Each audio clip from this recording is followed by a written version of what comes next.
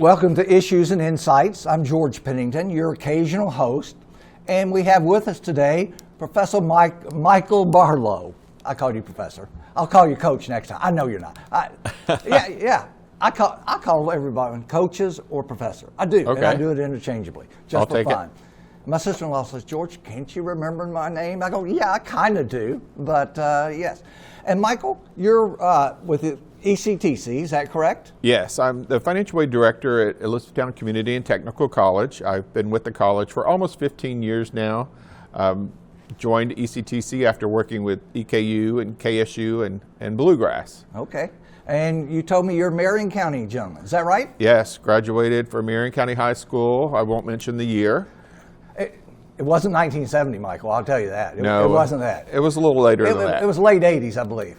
Or mid late 80s? Early 80s. Early 80s, okay, yeah. Now, I'm a hilltopper, but you went the route of the Colonels, is that right? Yes, EKU. Yes, absolutely. Graduated from EKU in the late 80s. Got you.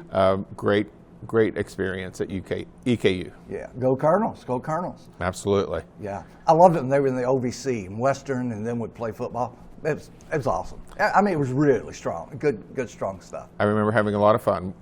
Michael, I believe we were talking about your post-high school experiences at EKU. Is that right? Yes, I started at St. Catherine College in Springfield and then transferred to EKU, graduated there, and then also attended and received my master's degree from EKU. There you go. Wonderful. What's your master's in? Higher education. Yeah, okay, good. And since then I've been working in the higher education field, mainly helping students get enrolled in college, helping them find the financing that they need to pay for college. That's important? It's very important. I still remember back in the 80s, working with the financial aid office to make sure that I had the funding needed to pay tuition, housing, board, books. It can be expensive and a little more expensive now than it was in the 80s. Yes it is. Now you had experience at Bluegrass? Yes, I was a financial aid director at Bluegrass, and before that I was a financial aid counselor at EKU. At EKU. So I definitely have dedicated my career to financial aid and helping students. Yeah, you have, across the state. Right. And even in New Albany, is that right? Yes, I worked at Indiana Southeast, IUS in New Albany for a while.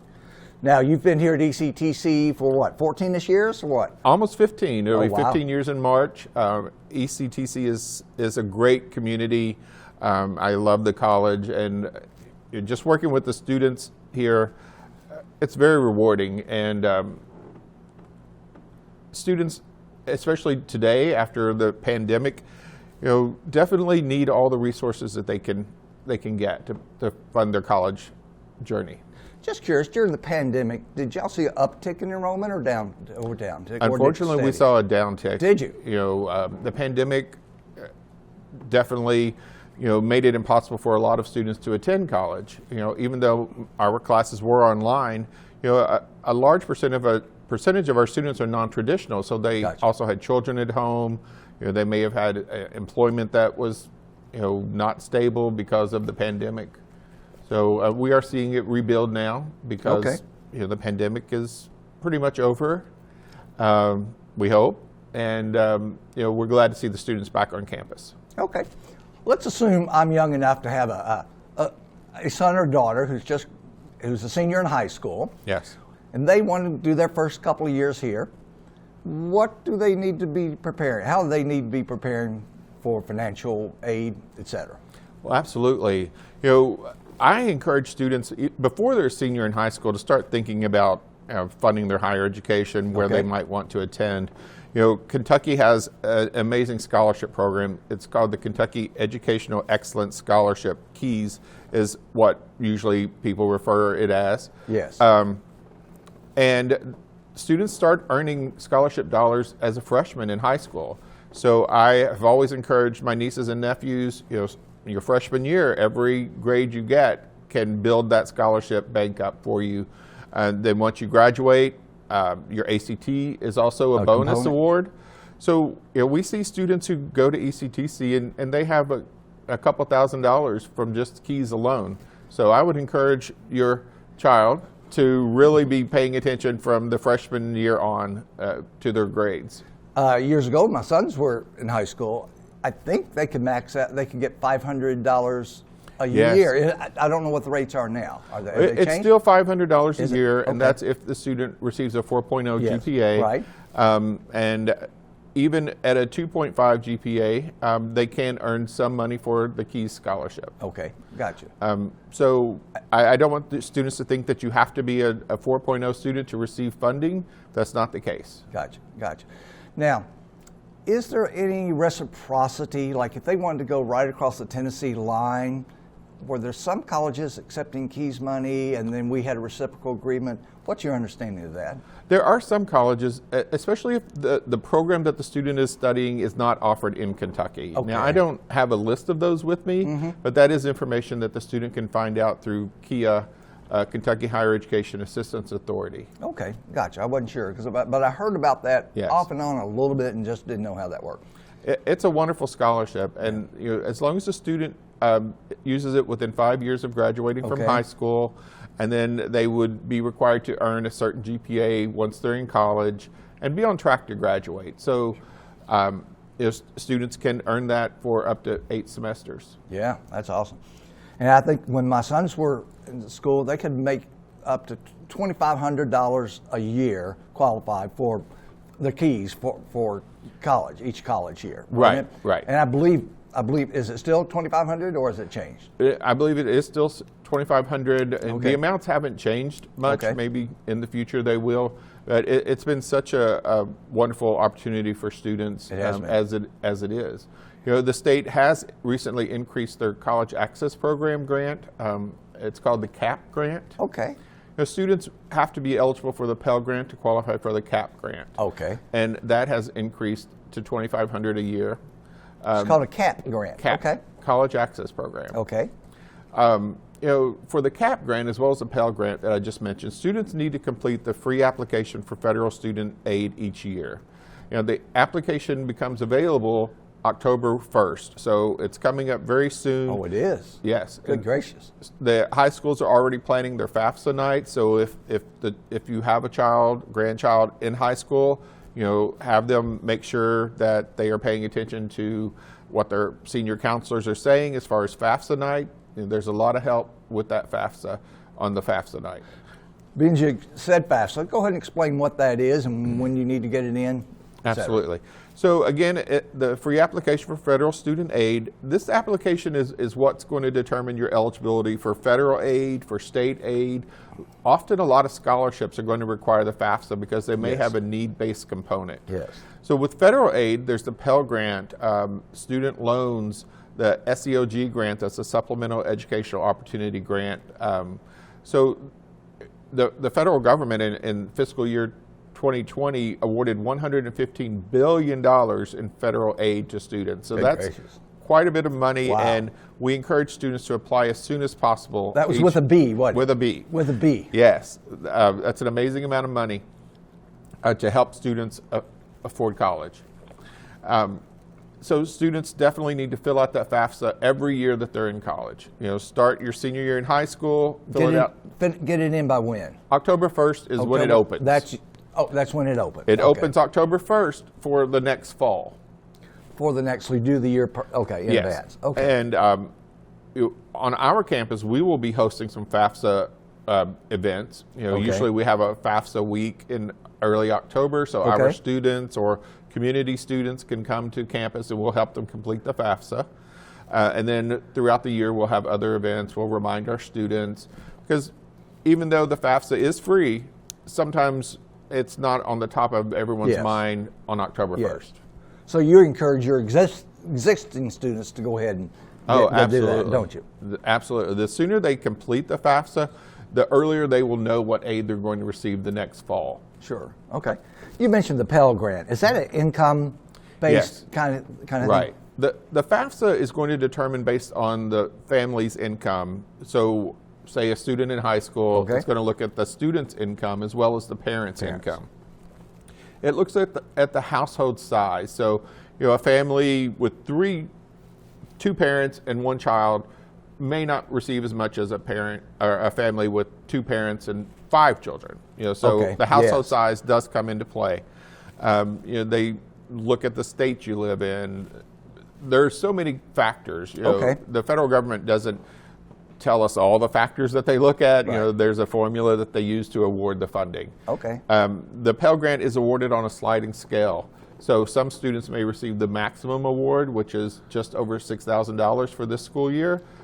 Some may receive a few $100s. And that is a grant, not a loan. Yes? That is a grant You and don't not a You loan. don't pay it back. The Right. difference being, right? You do not have to pay back the Pell Grant or the CAP grant. Or the cap. As long as you're staying in college and maintaining, the grades that are needed. Was that 2 point? A 2.0. Okay. Yes. Gotcha. Absolutely. Interesting. And the FAFSA also determines if someone's eligibility for a student loan. You mentioned loans. Sure. And student loans are sometimes required. I had student loans when I was at EKU, and it's an investment in your future. It is. Now, at ECTC and all colleges, no college encourages a student to borrow more than they need to borrow, but sometimes it is necessary. Yeah. You're planning for your future. You're hopefully getting an education to increase your income in a better career. So it is an investment in your future. There's a lot of news lately about student loans, student loan forgiveness. I encourage anyone who already has an existing student loan to keep paying attention to the news. All of the details have not been worked out yet with the student loan forgiveness that President Biden recently discussed. At our college, many of our students are receiving a Pell Grant. So, Okay. the $20,000 for a student who has a Pell Grant and a loan, that's a large sum. That's And significant, isn't it? It's very significant, and many former students could see their entire debt cleared, forgiven. But just pay attention. Minus local taxes, of course. Right. There could be taxes. Minus state and local taxes, huh? There absolutely could be state and local taxes. That's what I'm hearing. That's something that you also need to pay attention to. Interesting. Tuition at ECTC and community colleges in general, where I'm from, it's MCC, Madisonville Community Right. College. Remember that? So typically tuition's a little more affordable here than when you transfer to Western, U of L, or UK. Is it? It is. Is that your understanding? Yes. The tuition at the community college within KCTCS, Kentucky Community and Technical College System, is lower than the regional universities. Absolutely. About how much a semester hour? Is it about 300? Is 300? Is that high? It's probably high for ECTC, isn't Well, our tuition currently is $182 per credit hour. it? 182. Yes. And that's the tuition. There may be fees associated with it depending on the classes that you're taking. But 182 is That's- definitely much lower than Yes. a student is going to be charged at a university. Because that would be 300 plus, wouldn't it? It- Easily, right? I believe so. Yes. Yeah. I see them advertised 300 Right. here and there, and that's when they're thinking you're getting a good rate. Yeah. Yeah. Well, that is a good rate for the education, Yeah. but especially students who maybe aren't sure of the career Yes. path, starting at a community college, or if you do have an interest in one of our technical programs, it makes great sense to start at ECTC. It sure and does. If you do want to continue on at a university, you can transfer. Our credits transfer. Absolutely. When you said stay there, I'm a semi-retired middle school teacher, and I've talked with students for years about the Work Ready program. Yes. Because it's an opportunity that we were discussing earlier, where there's enough demand for workers, more demand than the supply, and I've Right. never seen such a situation, and it can't last forever, can it? Would you explain what that is and how students can use that in this area? Absolutely. The Work Ready Kentucky Scholarship is about 5 years old, maybe 6 years old. So Yeah. it's still a relatively new program. During the Bevan Yes, administration. yes, under Governor Bevan, it was created, and we have seen such success with that program. Our students are qualifying for that program, hundreds of them every semester are able to receive the Work Ready Kentucky Scholarship. The way it works is it's a last dollar scholarship. So once a student fills out a Fafsa, because that is required, if they're receiving a Pell grant that's covering the tuition, then they wouldn't qualify for the Work Ready. Because you wouldn't need it, right? They wouldn't need it, Okay. right. But there's so many families who don't qualify for that Pell grant, but may not have the funds available to cover the tuition and don't want to go into debt for the full program. And the Work Ready Scholarship will slide in there and pick up the tuition and fees. There's so many programs at ECTC that qualify for. It's crazy. It's crazy the number of programs. It really is. I mean, there are over 100. I counted one day all the ones possible. Then I looked up ECTC with some students. It's crazy the number. I mean, the bulk of the programs are there. Right. Transportation and logistics, healthcare, advanced manufacturing, construction, and business and IT are the programs that are covered under Work Ready. So that is quite a few of our programs. Yes. So anyone who is interested in the Work Ready program, Work Ready Kentucky Scholarship Program, they can contact our office. Our webpage is going to have information about that program, as well as contacts for all of the staff. So if they need help with the application, because just like the FAFSA, they do have to apply for the Work Ready Kentucky Scholarship. Okay, they do. Right. And again, that's each year. And they can go online? Absolutely. Right? It's online. It's one of the simplest applications I've ever seen. Once you do the FAFSA, complete the Work Ready. Once it opens, usually it opens in May. And there are very few requirements. You can be a Kentucky resident, not already have an associate or higher degree, not be in default on a previous student loan. Okay. You'll have to meet certain GPA requirements as well once you start receiving the funds. But even people from Hart County can apply for that? Even Hart County. Even Cub Run? Okay, all right, well, good. I understand. I understand. And if students apply for the Work Ready Scholarship, they should also apply for other scholarships as well, especially if they're not eligible for Work Ready because they're not in one of these specific program plans. Central Kentucky Community Foundation has a number of scholarships that benefit the ECTC students. It's crazy the number of dollars they give away in scholarships. It really is. You and I discussed, we actually are graders, aren't we? Yes. We actually analyze those. I love doing that. Yeah.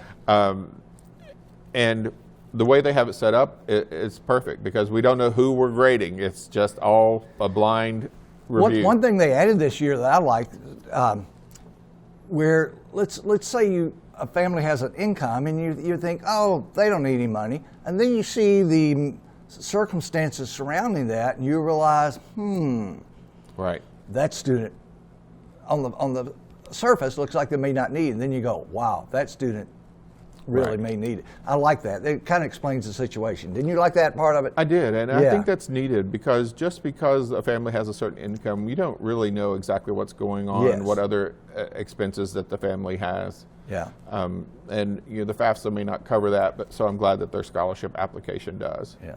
ECTC also offers scholarships, so we have an application that will be open later this year. It's also online.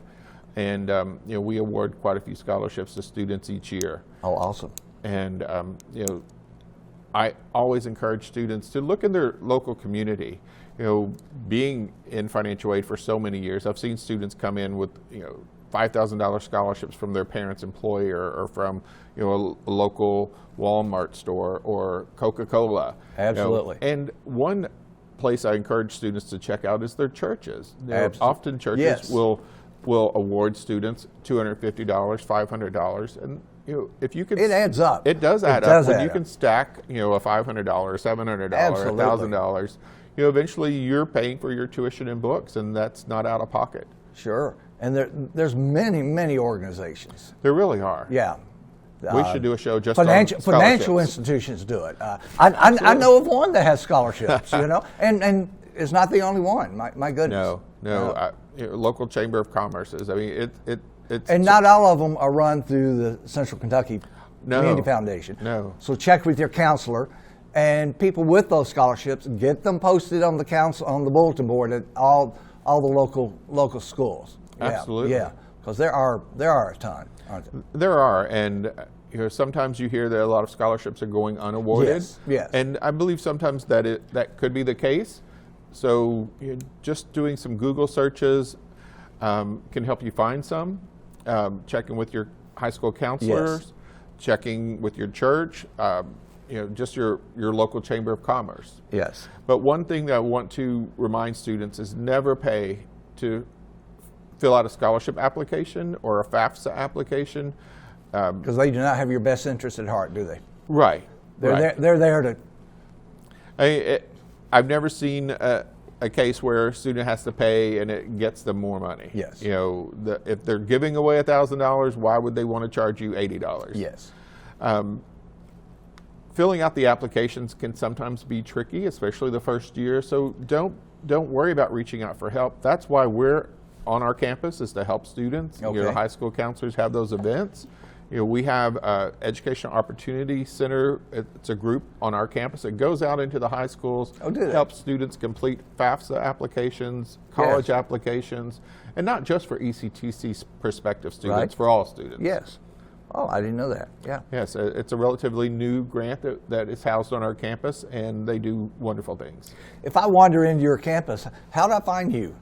And the whole office, the admissions program, where do I find you?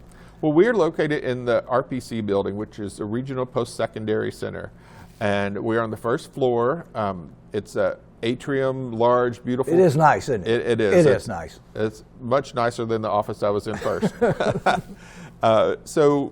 Admissions, our welcome center, our records office, our advising office, financial aid and business office are all right in a row, as well as our Veterans Affairs office. Yes. So if students or their parents are veterans and have those resources, we have an office on campus that's going to be able to help you with that.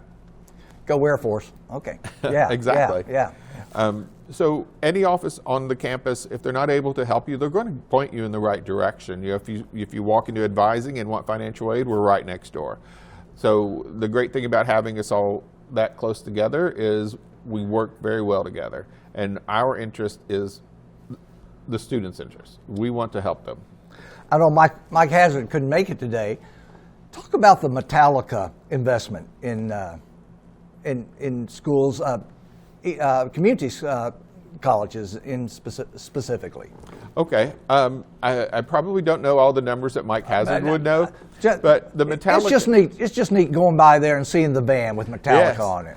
Metallica, and we are talking about the band Metallica, has donated thousands of dollars to ECTC and many other community colleges across the country.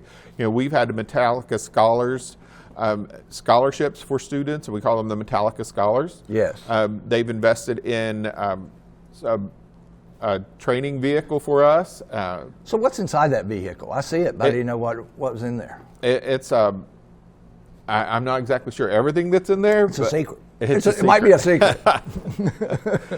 It's a mobile classroom. Gotcha. Okay. So, they have everything that they would have in a regular classroom. Okay, gotcha. It's pretty impressive, and I know it was recently in the Heartland Parade. Okay. So, if you haven't seen it, drive by the campus. It's pretty easy to spot. Yeah, they really have invested a ton of money for. I mean, it was nationwide. It was millions and millions of dollars. Absolutely. It really was. Again, I don't know the exact numbers. Around here, I believe it was like $100,000 investment just here. And that might have been for the equipment, et cetera. But more than that for ECTC, our students, and for the equipment. Yeah. We've been very, very lucky to have that investment. It's crazy.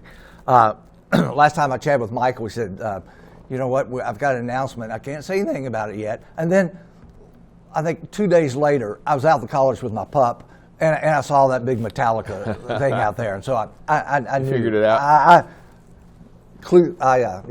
definitely figured that out. But yeah, wonderful. Yeah, Michael, we've got about 3 minutes. Okay. So if you would tell how you can contact you and any other thoughts you want to leave us with. Well, the thought that I want to leave everyone with again and I can't say it enough, is complete that FAFSA, That FAFSA. every year. And it opens October 1. Is that what you October said? 1. All right. Yes. So that's going to be opening in just a matter of a few weeks. That's the biggest thing. That And is- it's not that hard. It's really Now, not. the part about how much your parents made, how much you make, okay, sometimes that gets a little tricky, but it's not that hard, though. Right, and the Department of Ed has upgraded the FAFSA over the years so that now the family and the students can download their income information directly from the IRS. Okay. Gotcha. So that works for most people, and that makes it so much easier because all those numbers that you might not remember, you can just link with the IRS, pull it right in. Okay. Anyone that has a question about attending college should reach out to the campus. Our webpage is pretty easy to find. I don't want to just rattle out all those letters. I'm not sure if it's something we can post on here afterwards. Calling the campus, emailing me, michael.barlow@kctcs.edu. I will definitely put you in touch with whoever you need to talk with about starting college, completing the FAFSA, or if you just have questions about a specific program, I can put you in touch with someone who can help. Okay, yeah. Professor, appreciate it. I know you hate me calling you professor, but I call everyone professor. You're a professor. You're a full professor. You're not adjunct. No. You're not associate. You're a darn full professor now. Hey, I appreciate it. I appreciate it, Professor John White back there, who's the camera person, editor, choreographer, et cetera, et cetera, et cetera. Appreciate it. And I'm George Pennington for Issues and Insights. And Michael, do appreciate it. Well, thank you for having me on today. Absolutely. And we'll see you next time. Later, guys.